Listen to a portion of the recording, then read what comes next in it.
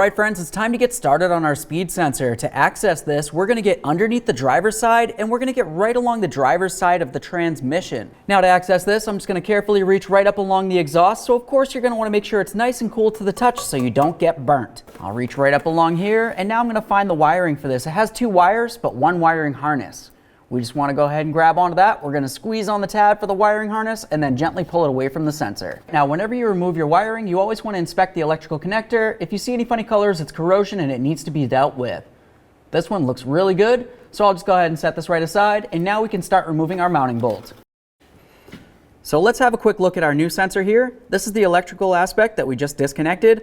Right on the back side of it, or towards the driver's side, I guess you'd say, is right where the mounting bolt's going to be. So that's where I'm going to access. I'll remove that bolt, and then we can start removing the sensor from the transmission.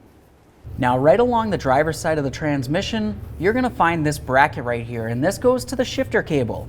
What I always like to do is just take out these two 13mm headed bolts. That's going to give me a little bit of slack in between this area so I can reach both hands up there to continue the job. I'll just start taking out this bolt and then we'll do the same to the other one. Now that we have this lower bolt out of here, we can move up to the top one. I always like to do the lower one first. That way there, when this starts to loosen up, the bracket will move at the same time, and that way there I'll have access in between this area. All right, I've got my bolt out of there. Go ahead and set this aside. Now we can grab onto the sensor. We're just going to try to grab onto this and we're going to give it a little wiggle, side to side, up and down, and just see if we can get it to break free. Sometimes you have to use a little bit of penetrant on this to work its way into where the seal is, but this one actually feels like it's ready to come out. So I'm just going to keep working at it. There we are. Okay, there it is, friends. All right, now it's time to install our brand new speed sensor. Let's come right along the driver's side of the transmission and start inserting this in. All right, now I'm just going to go ahead and get it in position and we'll slide it down. Now that I've got the sensor in place, I'm going to go ahead and take my mounting bolt. We'll start this in there, bottom it out, and then we'll just snug it. Okay, I've got this so it's bottomed out. I'm just going to make sure that I snug this just a little bit more. I don't want to break that bolt off. That looks really good.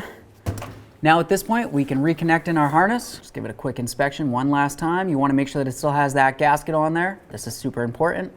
Now just go ahead and plug it in. Listen for that click. We'll give it a tug to make sure it's secured.